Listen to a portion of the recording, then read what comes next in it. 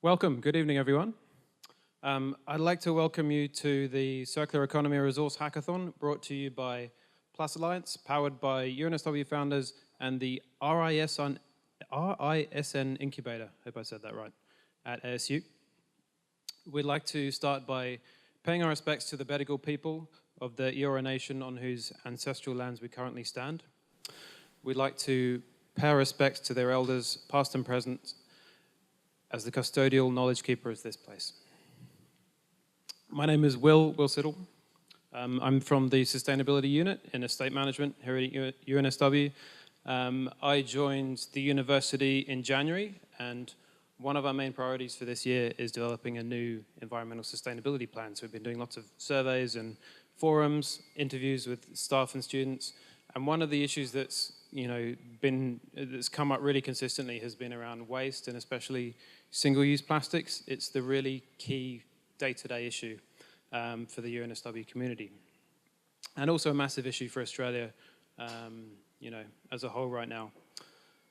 So we've been doing some work with our retailers to, start eliminating plastic bags and straws, but some of the other issues with single-use plastics are a bit more difficult to solve, and they lend themselves to a creative solution. So, a hackathon is a 2.5-day competition where participants are faced with a problem statement of a challenge facing the world. People come together to learn, brainstorm, test, talk, create a prototype over the weekend so that they will then present to a panel of judges on the last day. It's a big commitment, so congratulations for showing up and being here to create change in the world. This hackathon is special because it's being run concurrently with Arizona State University, Plus Alliance partner, and there are over 60 students already beavering away in the US saving zero waste challenges right now. So, under the overarching Plus Alliance theme of how might we redesign products and services that reduces waste and negative impacts for our planet in order to build economic, natural, and social capital? Bit of global context for you. Half of the plastic waste produced globally is destined for single-use products. Within a year, half of that plastic is going to be rubbish. It's going to be in the ground, or it's going to be in the ocean somewhere. It's predicted that by 2050, there'll be more plastic than fish in the oceans.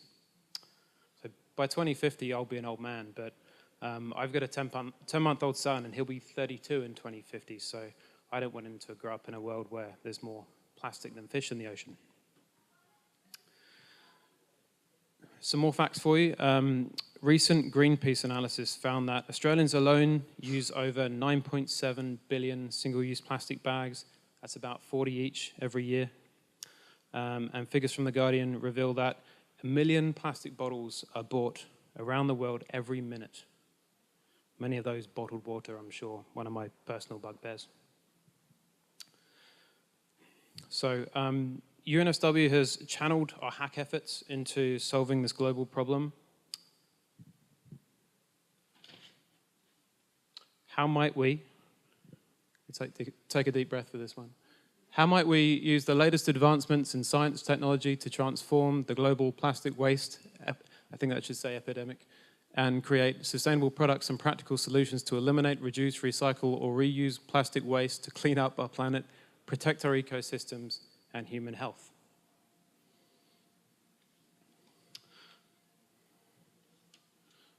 There are some prizes to be won. First prize in the UNSW Hackathon from UNSW founders, $3,000. There will also be 2 runners-up prizes from UNSW founders. That's 6 weeks of dedicated support of technicians and mentors.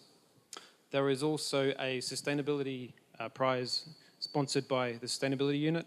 That's of $1,000 for any team solving one of these 3 problems. A reuse solution or system to replace single-use plastic food containers.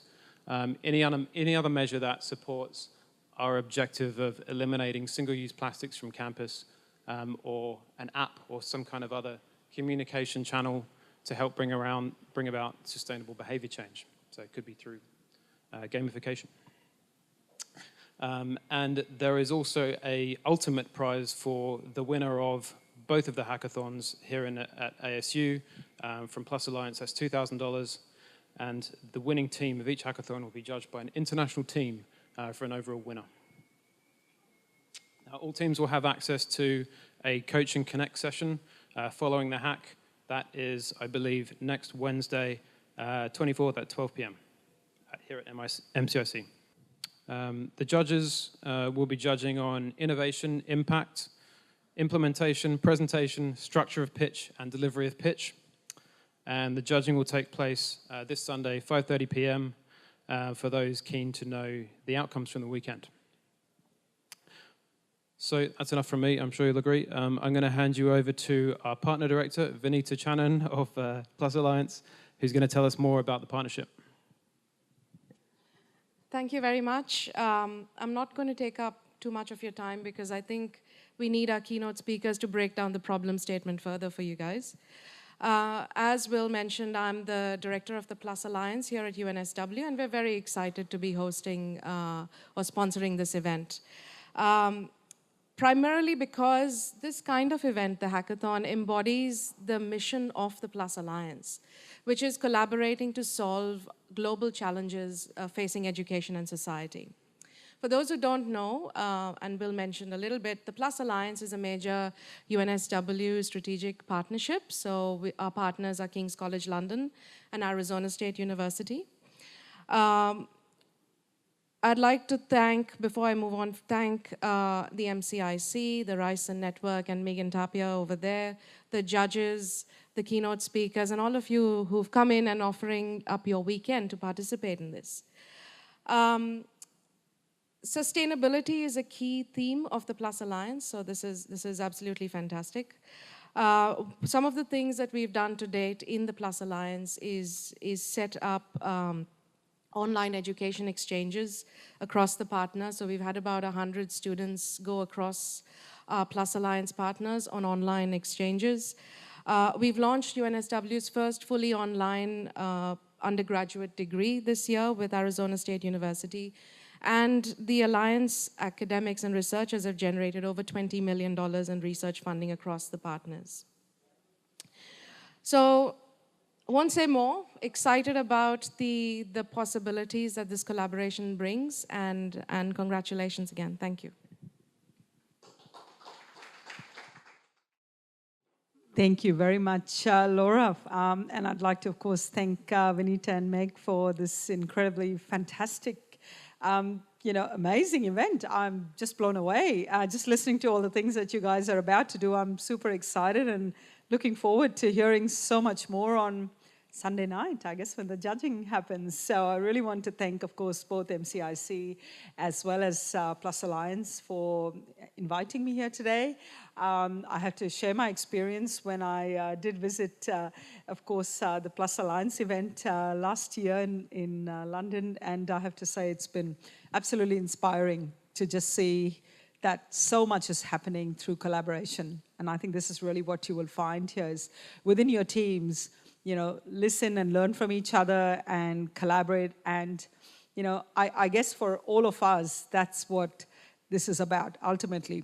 Ultimately, whatever it is that your passion is, it doesn't matter whether you're from science or engineering or business or design faculties. It's really more about, why you're doing this. You're doing this, obviously, because you're passionate about sustainability and you want to be able to make a difference to this world through your own way, and of course through collaboration. And this is why I guess I'm excited about some of the work that we do at UNSW. We are absolutely, I'll jump straight to this particular slide. And I wanted to use this slide because it's interesting that, of course, when we talk about circular economy, the normal thing one might expect is, okay, well, circular means, I've taken a waste plastic bottle and I've converted that into another waste plastic bottle. And I've taken a piece of glass and converted that into another piece of glass.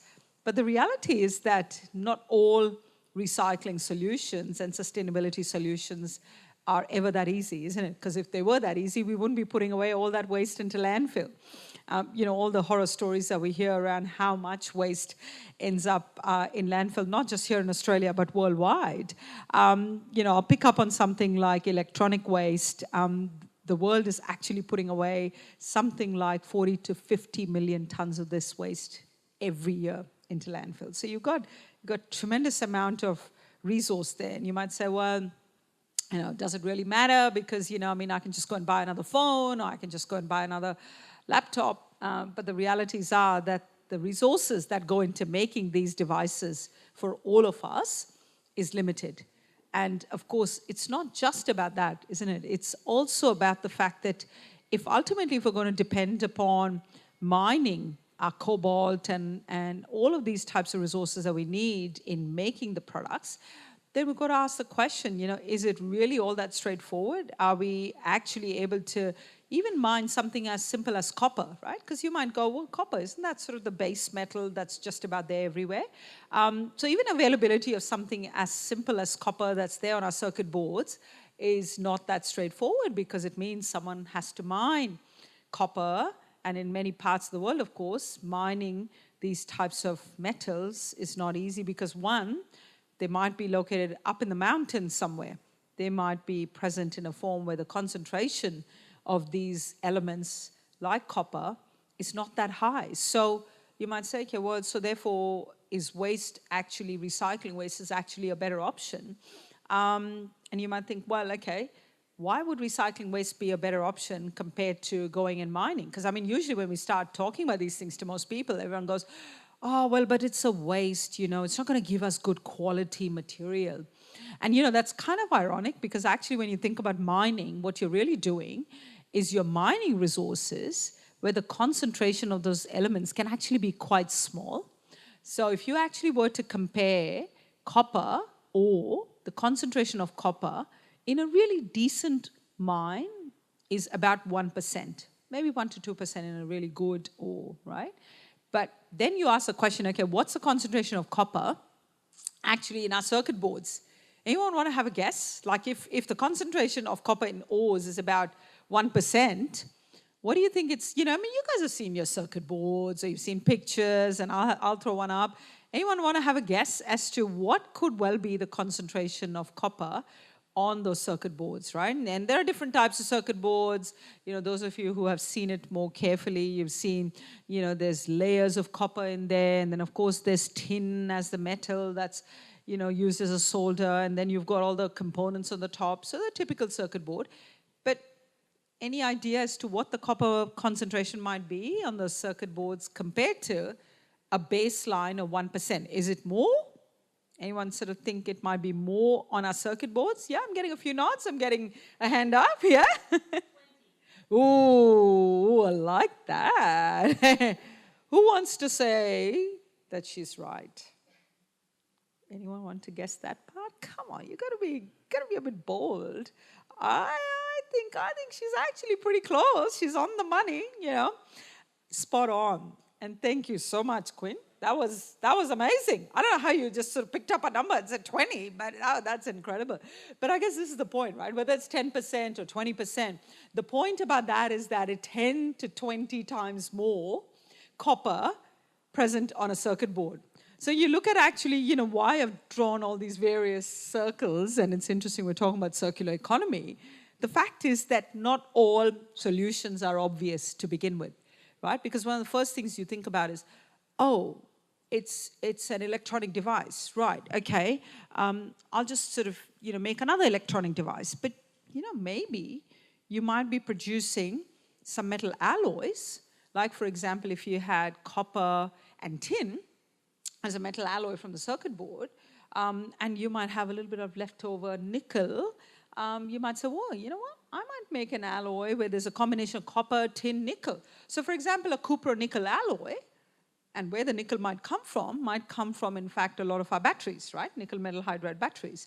So you can imagine that sort of ability to mix and match and customize alloys suddenly means that what you're really doing is you're saying, you know what, I don't need to have copper mining and copper smelting. I don't need to have nickel mining and nickel smelting, because I can actually sort of start to kind of customize it, and I can take circuit boards, and I can take batteries, and I can take all these different, abilities to bring together different waste materials. So someone was telling us the other day, why is it that in the Smart Center you guys are actually looking at all these different products?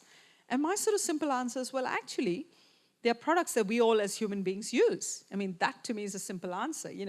The fact that, all the old clothes that we throw away into landfill, and a lot of our charities have to actually worry about what happens to waste clothes that end up in landfill bothers me, because, charities are now having to waste a lot of money in disposal of waste into landfill.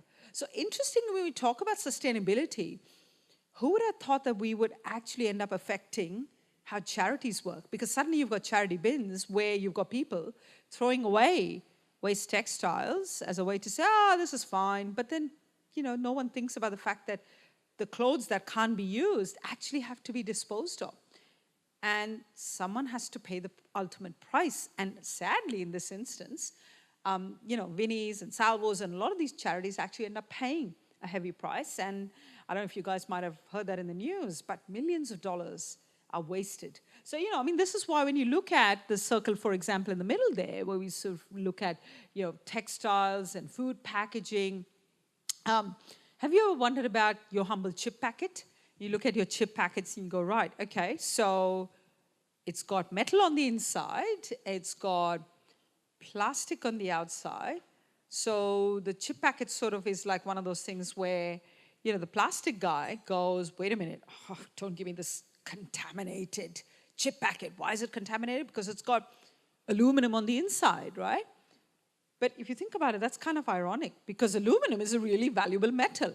Who would have thought that we would suddenly be calling aluminum as a contamination for our chip packets, which actually have got plastic on the outside? So just because we've designed a product that's actually there to keep our food fresh and give it long shelf life, we're now stuck with, and I'm guilty as charged, I love my, chili chips. So I'll open up my chili chips on the weekend and just get into it. And then, of course, what happens is you're left with this empty bag, and it's like you're looking at it going, okay, this can't go into the yellow bin, this can't, no. So as a result, in my home, you can imagine I've been piling away my kettle chip packets. I'm going, well, that's consistency of feedstock. That's perfect for research. So we're going to go back and now look at how much of that aluminum we can make out of it. So we don't see it as a waste plastics problem. We're actually seeing it at the Smart Center as, interestingly, a fabulous resource of aluminum. And isn't that great? Because, you can say, wait a minute, so we've got all of that, food that we all consume, fabulous food packaging, and then we're basically saying, it's a problem because the waste plastics guys don't like it. But actually, the reality is that we can, in fact, use smart technologies. We can use technologies, Australian-made technologies. And I think that, to me, is the best part, that because we don't necessarily have the traditional smelters, the large smelters where we can throw in our circuit boards, we don't necessarily have those mega copper smelters and all these other smelters for metals, we're actually, in a way, forced to think, well, we need to do something that doesn't depend on large smelters. And this is why, to us, this is such an exciting opportunity. It's like saying, well, okay, we can bring together people who are working in plastics and food packaging and all of that stuff, and then we can actually, combine that with people who might be working with, batteries. And so what do they have all in common? They have in common different types of metals. So we've effectively got this whole array of metals, and, suddenly it starts to make sense, because, of course, no metal is ever used in just a single elemental form. You're not just going to use steel as steel. You need carbon as another element. So you broaden that out and you say, what's stainless steel? What stainless steel needs nickel. It needs chrome. So if you want corrosion protection, you want this amazing metal that's going to be fabulous in its strength and it's going to be fantastic from a corrosion resistant point of view. Why would you pay extra money for all these expensive elements when actually a stockpile of all of these resources that we all use in our lives actually has got, nickel and aluminum and copper and so on? So that's really, in a way, part of our motivation, that we want to be looking at our ability to actually talk about circular economy in a way that is not just about recycling, right? Because if the conversation is just about recycling, then you would just say, well, the solution is just about a circular solution. But as we know, that a solution without the underpinning economics will never be sustainable in the long term. We need environmental, we need social, as well as economic benefits. And I guess this is where the economy part comes in the circular economy. You can't ever talk about circular economy without asking the question, am I making a product that's truly value added and valuable, and is there a market for it, right? So you look at something like all the high value carbon that we've put in there, for instance.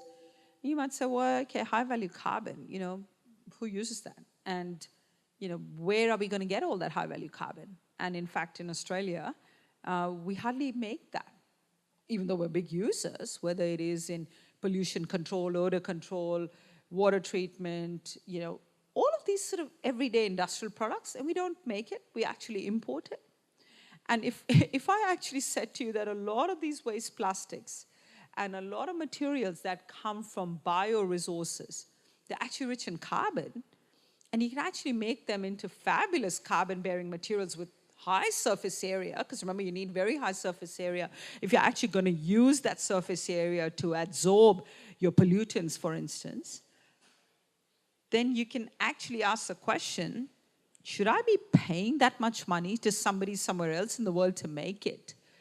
Or could I actually do it here? Because we've got all the feedstock, we've got all the waste resources, we've got our plastics and all the bioresources and biomaterials that we end up throwing away at the moment that are rich in carbon. We're working right now on coffee residues. And these coffee residues, if you actually heard the number in terms of how much waste coffee residue that we, as in even just in Sydney, end up throwing. Again, anyone wants to have a guess? How much coffee we all drink and love. So just think about the city of Sydney and think about how much coffee residue is collected in all those cafes. Every time we go around having coffee and the baristas made your coffee and does right? Get the coffee residue out. Can anyone have a guess at it? What is it? Just think about how much coffee we all would drink. I would love to hear what numbers you guys would come up with. 3 or 4 times the Eiffel Tower's weight. Oh my gosh, okay. Now we're talking, yes, in that order, thousands and thousands of tons of material, right? So this is exactly spot on. And it's hard to imagine, right? It's hard to imagine that you can actually have that much coffee. But when you actually add it up, you go, okay, so, people might go, right, it's an organic resource, let's just use it as a compost. And the last thing you want to do is you want to just kind of jump to a conclusion that just because it's a bioresource, that the best thing you can do is use it as a compost. But guess what? That's all we're doing right now. And in fact, organizations that we partner with, they can't sell it. If it was really that useful that someone said, this is a fabulous compost, I'm going to buy it off you, there'd be a market for it. Remember that word economy in circular economy? It doesn't work like that. In fact, the businesses that are generating have to pay to get rid of it. So here's the interesting challenge in all of these things that we're talking about. Should we just be saying the first obvious solution is, it's an organic resource, let's make it into compost? But actually, the reality is what we should be looking at is a variety of different applications. So we've shown indeed in all of these different applications that we can take something like carbon from organic resources, whether they are, our coffee residues or indeed a lot of our polymeric materials, and we make different quality of carbon. So there's the other key word. You can't actually say you've achieved truly a circular economy unless and until you make something that someone wants to pay for, right? There's that economy word. Well, someone's going to pay for it if it is of the right quality. So the question to be asked is every time you think about how am I going to reform, and notice I've used the word now reform and not necessarily just recycle, because in fact the reality is not everything is as simple as, like I was saying before, converting a milk bottle into another milk bottle or a piece of broken glass into a piece of broken glass. Because, guess what? For glass, you actually need a glass smelter if you think about traditional recycling of glass, right? So if you need a glass smelter, what are we going to do? Have a glass smelter in every little city, in every little town? Of course not. It uses up a lot of energy, it's expensive. So part of the thinking has to be very much about what's an affordable solution, and, quite frankly, is it equitable? Can everyone on this planet afford to have it? So are we developing solutions that are only good enough for rich countries to have, or are we truly developing solutions that are going to be affordable, for everyone? Because let me tell you, when it comes to things like e-waste, there's a lot of our e-waste in Australia that will end up in so many developing communities worldwide where it may not necessarily be treated in an appropriate way because they simply can't afford it. It's one thing to say to somebody, oh yeah, go get a nice expensive smelter, have all the pollution control devices, and you'll be fine. Yeah, many, many hundreds of millions of dollars later, no one can afford that. So what we have to think about is, are we developing solutions, circular solutions, that are truly, of course, sustainable and affordable? And I guess to us at the Smart Center, it's very much about looking at this whole spectrum and where the synergies are. So you notice we work with our partners in the local government who are looking at these solutions because, if you're, for example, in Dubbo, I was in Dubbo last week, and you've got the typical recycling facility. And of course, it's fantastic to see people come in, drive their cars in and drop off their little pieces of, furniture and old cushions and old laptops and all of that. So the collection of all of this means that we're all sitting in our own homes, in a really huge opportunity that we as a community can tap into. But how do we make it actually possible? So this is where, of course, we've got to think about that not all materials have to be converted into the same product over and over again. And in fact, that's why I use that example of converting waste plastics and coffee and so on into carbon-bearing products. So whether they are indeed highly crystalline carbon or activated carbon, you can start to look at the opportunities for manufacturing them. And even if you don't have the full value add in manufacturing, what you've got to stop and ask is, like a metal alloy, if I create a resource, will someone pay for that because they have a use for it? So the other example that we have on the right-hand side there are plastic filaments. We're producing out of e-waste plastics, plastic filaments. Why plastic filaments? Because that becomes a useful resource for 3D printing. So you don't have to necessarily be a manufacturer to always think that I've got to make a finished product. And I think this is where the conversation should be about the whole of value chain. If you think about globally, the value chain is tremendous. Why would we not be able to export expensive filaments? Because we're importing it right now from somewhere else. So we're importing filaments that are made out of virgin plastics. Why can't we make our own recycled filaments? So in all of this conversation, the reason why I talk about plastics and metals and carbon and all of these different materials is because, we've thought about the fact that there's an end market for it. And that's really the key point. I'm sure I don't need to tell you. You've thought about, how the business case is eventually going to stack up. Again, it's not just about saying, yeah, I've got a great idea, but no one really wants to buy it. Or it's something that falls apart in 2 days, which means you've actually wasted more energy making it. So from our point of view, the ability to work with all of these different types of industry partners is the ability to actually deliver new solutions, whether they end up in industry or in communities. And I guess that's what you need to think about. You need to think about, what is it that I'm making or creating an idea? And of course, the more people get shocked and horrified with your idea, I'd say use that as your KPI. Go, right, how many people have I shocked today with my idea? That's a great KPI to have. Because I often find that the best ideas are the ones where people go, wow, that's crazy. And that's never going to work. That's great. When people tell you that, that's a nice, fabulous challenge. So you can see in all of these different types of opportunities that we are creating, whether we are creating plastic products or indeed some of the others that I've not been able to cover, on the right-hand side there, REOs. We're actually producing rare earths. Now you might say, okay, well, why is that so important? All of these things are worth a lot of money. And when we talk about the future of electrification, future of what the world is going to look like, whether it's our electric vehicles or our consumer devices, we know one thing for sure, that electrification is never going away.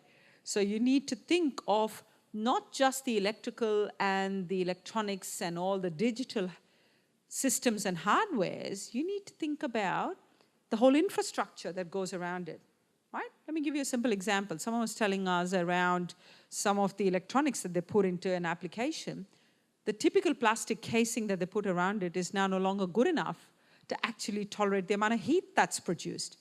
So what you've got to think about is how your product is actually going to be integrated in the whole solution. You might make a component or a part, but you might actually be able to make a better sale, and you might be able to make a better impact of your product if you understand the context in which your product could be used. And if you can actually think about that, then you're actually delivering a solution that is truly holistic. And that's really where, of course, for us, the excitement comes in. At the Smart Center, we start with a whole range of different types of materials, and these are, of course, the waste resources. But we work in that whole journey very much at UNSW, the tremendous support that we get in terms of carrying out that journey. But those are important bits of journey, right? You need to understand the fundamentals. You need to understand what your solutions are going to look like. What are your options? And of course, you've got to have ability to do your pilot trials. You need to have partners with whom you can actually commercialize your work. So there's all of this stuff where you might think about, and you might go, well, actually, I've got 2 ideas, but you know what? I've already lined up one industry partner who's super keen on what I'm making and is willing to partner on that entire journey. I'd say there's your answer. So think about all of those practical things that often, you don't think about at the start of the journey, but it is very important. And that's where I think we've had tremendous success. I remember in the early days of green steel, when we were talking about using waste tires in the process of making steel, we actually did have some of the American steel companies saying, oh, we'll actually throw more money at you. Than what the poor little Australian steel company can actually throw at you. We're like, no, actually, we'll go with the Australian steel company. Thank you very much. Why did we do that? We did that because there was an underpinning important reason. And the reason was that we knew that when it came to pilot trials and improving the technology and working with our partners, we needed to use their facilities as the place where we could do the trials. So it was important for us that when you're developing a technology, you need to think about it. How are you going to trial it? How are you going to test it? Is your industry partner genuinely seeing this as a partnership? And I think that's a good way to see it. Don't see any new idea as simply a way to just go, right, I'm just going to do something and just hand it over, to somebody else. You've got to literally see it as your baby and go, right, I want to be part of this thing's life all the way through. And that's really important. It doesn't matter if you continue to work on it remotely. But I guess for us, that's been an important part of the journey. And in fact, when we bring on board new partners, new industries globally, that's one of the first things they ask you. Have you commercialized this technology? So we've taken our green steel globally. They want to ask us, well, have you actually trialed this at home? Have you done it in Sydney, in Australia? And when we say, yes, these are the results, people get excited. So the reason why we were so sort of excited about all of this work is the core message for us is about waste to value. Not all the time the answer is as simple as, let's open up a textbook and find how you would normally recycle. You actually should get excited about sometimes complex waste are a mixture, where you might have a mixture of glass and plastics and wood and textiles. All of that actually allows you to create all kinds of cool products. For instance, at the Smart Center, we're producing products. We're creating building products with different properties, whether they have acoustic or thermal properties, or indeed, fabulous because they've got resistance to temperature. So all of these different types of properties, you've got to think about what the market will want. Here's an example, of course, of what I was telling you earlier, of what a typical e-waste recycler might look like. So electronic waste, of course, the video in the middle, as you can appreciate, it's quite exciting to think of it, without getting overwhelmed, that there are tremendous opportunities there. And of course, so many different countries in the world. This was the road trip that we took when we went to India. So anyone who's sitting at the back will probably remember the time we spent with all these small manufacturers who sort of love the fact that it actually empowers them. Because I remember he was telling us that, oh, I tried recycled products, but the quality was poor. It didn't work. It broke. And I guess, of course, people tend to think that about sustainability and recycling, that you're just doing it because it's good for the environment, but it's not really good quality. And you have to think about that narrative in your head, and you've got to think about various solutions. It's like any other raw material, any other resource. When you make a product, not every material is going to be fit for that purpose, right? So you've got to think about what are the various applications. And that's really what we're doing, and I've told you a little bit about our e-waste journey, so I'm going to skip through a lot of those slides. But I guess, what kind of drove me completely sort of insane when I read that number, that e-waste contains billions of dollars worth of embedded resources. So if you actually break it down, there's a lot of opportunity, and therefore lots and lots of new business opportunities to tap into when it comes to e-waste. So what are we doing with our plastics? Here's an example of what we have successfully achieved. We've taken waste plastics, we've created filaments, like I was telling you before, and we're making products. So our industry partner, who of course is motivated because we've got lots of plastics, wants to in fact create products. And I think for us, what's exciting over the last few days, as we've spent a bit of time, Anirban sitting at the back laughing, because we've spent time and we just get amazed with his creative thinking in terms of how he's got all these business models. And I guess to us, that's a true reflection. When you get people excited when they're just going off and thinking about different business models, how are we going to make this work? But also, how are we going to globalize these technologies? So I know it sounds kind of ambitious when you're sitting at that early stage, but it's nice to imagine and be really bold with your ambition and say, you know what, yeah, I want to take this technology out to the world. So there's an example of something that we've done in our own micro factories, where we've used these waste products to make filaments, and we use that then for 3D printing. So all of this is really just to be able to show you that it is possible. And of course, people are going to say, oh, the quality is not good enough. Well, the reality is, mining and a lot of traditional industries have had decades of head start. So we do know that there is work to be done, but I guess that's what makes it so exciting. So this is what I was telling you earlier. We were talking about that, and I think Quinn guessed it right. See there, 10 to 20%. So all of this is an example that the tremendous opportunities that we have in our waste resources is actually there for us to tap into. So how are we producing these alloys? Here's an example of what we do in our micro furnaces. You're seeing basically the circuit boards on the left, the process in the middle, and of course the outputs on the right-hand side. And we're producing commercially viable alloys.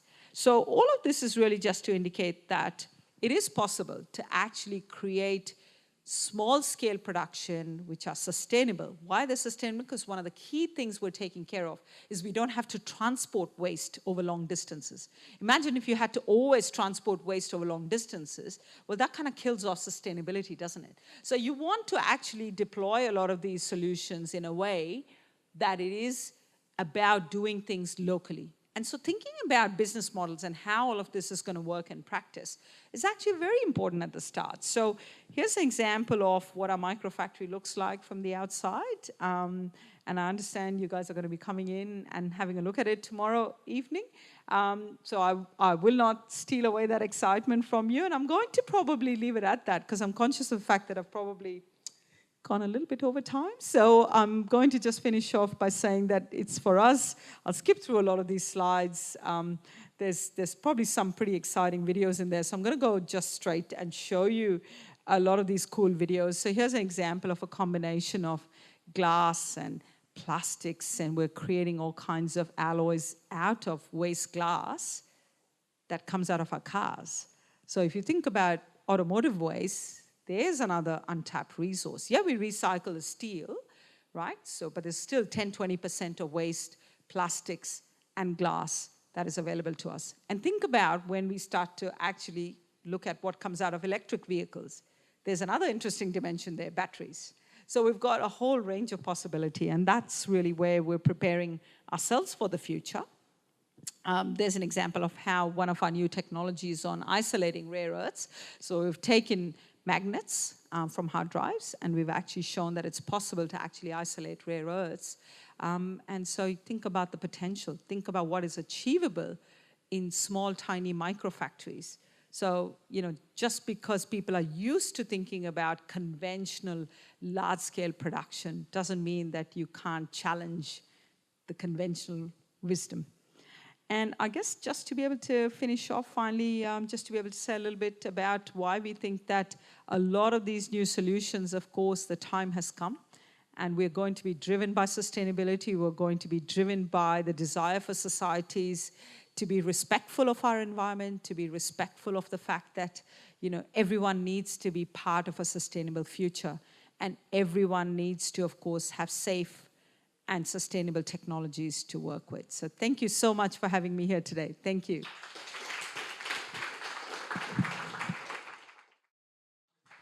Thank you. Great. Thanks very much, everyone. This is a great event, and I wish I had it when we started 15 years ago. So I'm just going to talk to you a little bit about plastic specifically, and what is plastic. There is a visual representation of plastic. Polyethylene is the biggest issue of all when it comes to plastic. Some big statements. Every piece of plastic ever made is probably going to be with us for time immemorial unless it's burnt potentially. But if you think about it all ends up in landfill and it just doesn't go anywhere. Plastic's obviously life-saving in many ways, and when it was invented, we were able to do things like go to the moon and medical devices, and it's fantastic, but it obviously has its downsides. Those are really boring definitions of plastic, and you can read faster than I can speak, but the one problem with the word plastic, when we go into things like cornstarch and other materials that are replacing plastic, consumers get massively confused about is that plastic or cornstarch plastic? And it's a really big challenge in this space of circular economy about, well, what actually is plastic? So my view on plastic is that it's somewhat like this product in that they were both invented in around the 50s, and I think we can all agree that the dollar meal deal is one of the greatest inventions of all time. But when McDonald's started, it was expensive, and it was liberating mostly mums in the 50s from doing the family meal every night. So you'd go and have McDonald's fairly rarely, and as the prices plummeted, and now in 2018 we are obsessed with convenience and low cost, we've got this thing being eaten every day, and the outcome is obesity, obviously. The same can be said for plastic. It's a brilliant material. It's just that it's being used now in everything. So in our category, and I'll get to my story in a minute, in baby nappies, 5,000 nappies per child. Sorry, Will, your 10-month-old is about to go through 5,000 pieces of plastic. And there's a cup of oil in every there's a cup of oil in every nappy, which is sort of what got us on this journey as parents 16 years ago. We thought that's ridiculous. The product is being used, the material is being used inappropriately. We've heard bits and pieces about the problems of plastic, and Ian Kiernan, who just passed away yesterday, who started the Clean Up Australia Day. In 1985, he sailed around the world single-handedly, and the first thing he noticed in 1985, lots of plastic in the ocean. Started Clean Up Australia and did a whole move to a community-based, let's pick up litter. Ellen Macarthur, who you'll know, who started the circular economy, very similar story. 2005, she's a 32-year-old solo circumnavigator around the world, fastest woman to go around the world. What's her first observation? The oceans are full of plastic. And then obviously last year with David Attenborough, and you heard some statistics earlier about the fact that we'll have more plastic in the ocean than sea life by 2050. So alarm bells are ringing. We've heard about microbeads, very small pieces of plastic, and that's problematic in cosmetics. But as I learnt last year, as we are getting much more involved with circular economy, microplastics, so any nylon or synthetic clothes you wear, every time you wash them, that gets in the wastewater.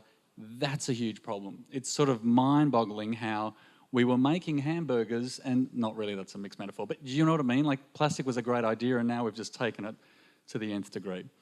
So as it relates to my story and my wife's story of G diapers, we had a son 16 years ago. We read the statistic, 1 cup of oil in every nappy.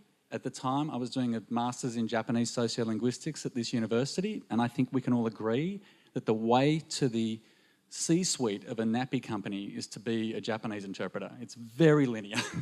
It was just one of those things, you become a parent and you're like, wow, I'm going to have to change my life because I can't cope with that impact. And we weren't very sustainable. Then you have kids and you're like, oh, that's not a good thing. So we found some technology in Tasmania and we used it as customers, bought the IP, but we could only get the IP for the rest of the world. The company wanted to keep Australia and New Zealand.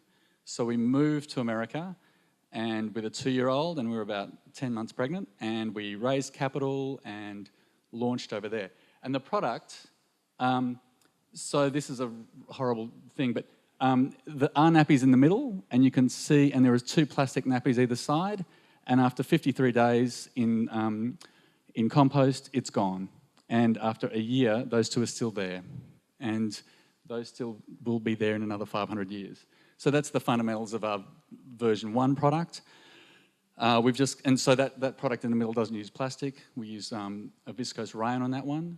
And now we've just launched a second product that uses non-GMO cornstarch. So in nappies, incredibly hard to deal with the materials, avoiding plastic, and also you've got human waste. So now we head off into the circular economy. Our company is a member of the Circular Economy 100, and we've got a co-project happening now in London, and my wife's there. We have a new product, and we're servicing nurseries and parents individually. And we found an app. We worked with the University of College London, and the app is like the Uber for nappy delivery. So they hit the button and we deliver them nappies, and then they hit the button again and we collect them. And we take them off site and we do things. And as the previous speaker, Venus, said, it's very interesting. So in the south of England, there is a market for commercially composted nappies. But in Luxembourg, we're doing a waste-to-energy thing. We collect the nappies each week and we put them through. We work with an anaerobic digester and they get sold back to the grid as power. So it's true circular. It's a long way from 500 years in a landfill. We're still grappling with the economics. Some of it's really good, some of it's still challenging, and it's challenging in terms of scale. We're very much on the same page in terms of distributed waste. This notion of massive piles of landfill is sort of absurd. Regulatory-wise, the EU is way ahead. So they've just announced they're going to phase out landfill in 12 years, and they've just announced very aggressive extended producer responsibility laws, meaning if you're a nappy company and you sell a nappy, you have to collect it back, and you have to do something with it or you'll get taxed. So that's good. And then last week, Michael Gove, the Environment Minister for the UK, happened to say, well, we're thinking about taxing baby nappies because of their really problematic plastic waste, which didn't go down well with parents, but it's interesting these governments are grappling with them. This is circular economy. Interesting the notion that often recycling, as we heard before, is downcycling. It just gets less and less valuable. We want to think about the product we use as regenerative by design. It's something that it regenerates as it goes. And we've explored creating specific products. Can we sit with a winery? Does a winery need a particular type of compost that we can make? Because there's no end of nappies. There's 20 billion nappies get landfilled in America every year. It's this fantastic resource that if you can monetize, that's a huge business. And then lastly, this notion of plastic is challenging. And so there's a new logo in England called Plastic Free, and it's launched by A Plastic Planet. They've done things like a plastic-free aisle in the Netherlands, and also in Iceland is a brand of supermarket in England. They've started that as well. So you've got a vegan aisle, you've got a vegetarian aisle, you've got a plastic-free aisle. This is now starting to get traction. So that's a brief summary of plastic and our little story of nappies. I'm really excited for what the next couple of days brings for you. I share your pain. It's not linear. But collaboration is key. So it's a really exciting thing to be doing. This really is the future of business. So good luck.